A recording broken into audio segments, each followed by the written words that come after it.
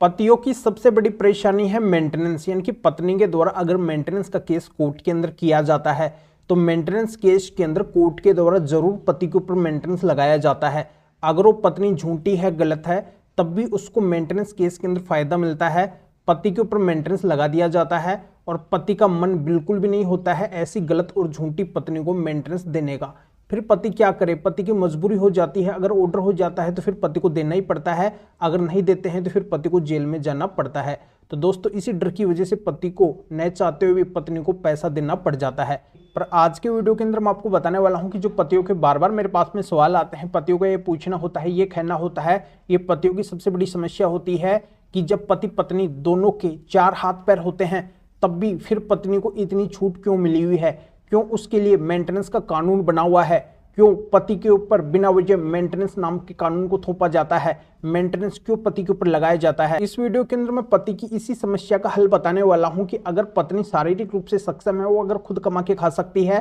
तो उसको अब पति को भरण पोषण यानी कि मेंटेनेंस बिल्कुल भी नहीं देना पड़ेगा। बहुत ही गजब जजमेंट आज की वीडियो के अंदर मैं आपको बताऊंगा जिनसे आपका 100% हल होने वाला है। तो अंत तक बने रह के पूरी जानकारी का फायदा उठाइए और इस चैनल को अभी तक सब्सक्राइब नहीं करे हैं तो सब्सक्राइब भी कर दीजिए और साथ में बेल आइकन को भी दबा दीजिए। तो चलिए शुरू करते हैं। तो वेलकम दोस्तों, मैं हूं आपको अपने एडवोकेट जितेंद्र। तो जैसा कि दोस्तों आप सभी को अच्छे से पता है, पत्नी यानी कि महिलाओं के लिए कई सारे मेंटेनेंस के कानून बने हुए हैं, भरण पोषण के कानून बने हुए हैं। जैसे पत्नी क्या करती थी, पहले सीआरपीसी 125 यानी कि ये मेंटेनेंस का केस करती थी, अब इसकी जगह कानून बदल चुका है तो बीएनएसएस के सेक्शन 144 मेंटेनेंस का केस करती है। एचएमए सेक्शन 24 का केस डाल के भी पत्नी मेंटेनेंस की डिमांड कर सकती है। एचएमए सेक्शन 25 का केस डाल के पत्नी एलिमनी की डिमांड कर सकती है। पत्नी डीवी केस के अंदर भी मेंटेनेंस की डिमांड कर सकती है। इन तमाम मेंटेनेंस के केसों के अंदर केवल पतियों का ही नुकसान होता है। जो पत्नी शारीरिक रूप से सक्षम होती है, जो पत्नी खुद कमा के खा सकती है,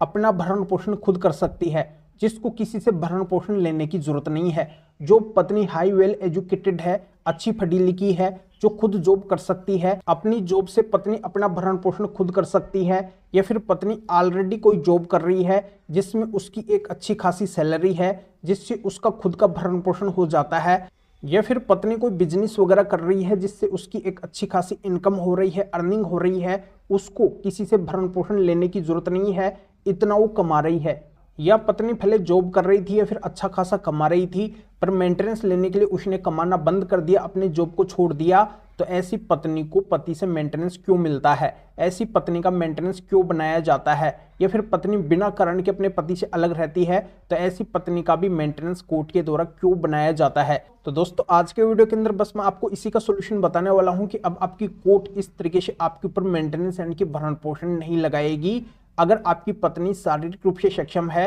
वो खुद कमा के खा सकती है, अपना भरण पोषण खुद कर सकती है, उसको किसी से भरण पोषण की राशि लेने की जरूरत नहीं है, या फिर वेल एजुकेटेड है, हाईली क्वालिफाइड है, अच्छी खासी पढ़ी लिखी है, वो खुद जॉब कर सकती है, अपना भरण पोषण अपने जॉब से खुद कर सकती है, या फिर वो कोई बिजनेस वगैरह कर रही है, उससे उसकी एक अच्छी खासी इनकम हो रही है, अर्निंग हो रही है, उसको किसी से भरण पोषण की राशि लेने की जरूरत ही नहीं है, या फिर वो पत्नी बिना कारण के अलग रह रही है, तो ऐसी पत्नी को अब आपको भरण पोषण यानी कि मेंटेनेंस बिल्कुल भी नहीं देना पड़ेगा, एक भी रुपया नहीं देना पड़ेगा। बस पतियों आपको एक काम करना है छोटा सा, और इसी से आपको अब पत्नी को बिल्कुल भी एक भी रुपया मेंटेनेंस यानी कि भरण पोषण का नहीं देना पड़ेगा। तो काम क्या है, काम यह है कि जहां पे भी आपका पत्नी का ऐसा भरण पोषण यानी कि मेंटेनेंस का केस चल रहा है, देश के किसी भी कोने के अंदर, किसी भी कोर्ट के अंदर चल रहा है, तो वहां पे आपको स्पेशल माननीय सुप्रीम कोर्ट और हाई कोर्ट के टॉप मोस्ट 10 जजमेंट्स लगाने हैं, 10 जजमेंट्स दिखाने हैं। इन 10 जजमेंट्स के अंदर यही सारी बातें हाई कोर्ट और सुप्रीम कोर्ट ने बोली है कि ऐसी पत्नी को अब बिल्कुल भी पति से भरण पोषण नहीं मिलेगा,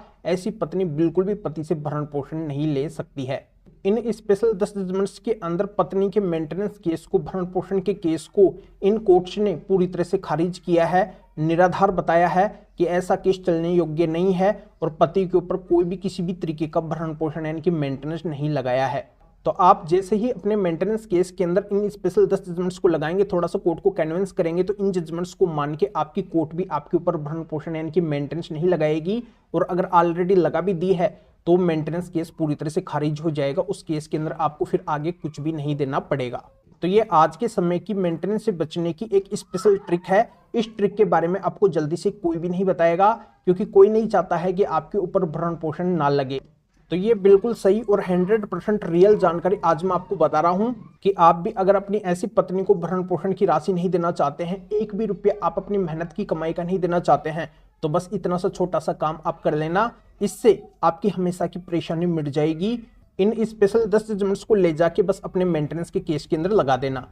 तो ये स्पेशल ऑल मेंटेनेंस केस के मेंटेनेंस से बचने के हाई कोर्ट और सुप्रीम कोर्ट के टॉप मोस्ट 10 जजमेंट्स अगर आप हमारे से लेना चाहते हैं तो इस वीडियो के डिस्क्रिप्शन के अंदर जाइए, या फिर जो स्क्रीन के ऊपर आपको व्हाट्सअप नंबर दिखाई दे रहे हैं तो इस व्हाट्सअप नंबर के ऊपर भी आप व्हाट्सअप मैसेज करके आप बता सकते हैं कि आपको ऑल मेंटेनेंस केस के मेंटेनेंस से बचने के स्पेशल माननीय सुप्रीम कोर्ट और हाई कोर्ट के 10 जजमेंट्स की जरूरत है। तो मेरे असिस्टेंट आपको व्हाट्सएप रिप्लाई देंगे, आपको प्रोसीजर बताएंगे और फिर आपके व्हाट्सएप पे ही इन स्पेशल मेंटेनेंस से बचने के 10 जजमेंट्स की पीडीएफ कॉपी भेज देंगे, जिनको आप निकलवा के आपका ऐसा जो भी मेंटेनेंस का केस है उसके अंदर लगा के और आप भी ऐसी पत्नी को मेंटेनेंस यानी कि भरण पोषण की राशि देने से बच सकते हैं। या आप इस मैटर में या फिर और किसी भी कानूनी मैटर में कानून के बारे में मेरे से अधिक जानकारी लेना चाहते हैं, मेरे से फोन पर भी बात करना चाहते हैं, तो भी आप इस व्हाट्सएप नंबर के ऊपर व्हाट्सएप मैसेज करके मेरे असिस्टेंट से अपॉइंटमेंट बुक करवा के डायरेक्ट आप मेरे से फोन पर भी बात कर सकते हैं। तो अभी आप इस वीडियो को लाइक भी करें और शेयर भी करें, जो लोग को भी इस कानूनी प्रोसीजर का पता चल सके, वो भी इन 10 जजमेंट्स के माध्यम से अपनी ऐसी पत्नी को मेंटेनेंस यानी कि भरण पोषण की राशि देने से बच सके।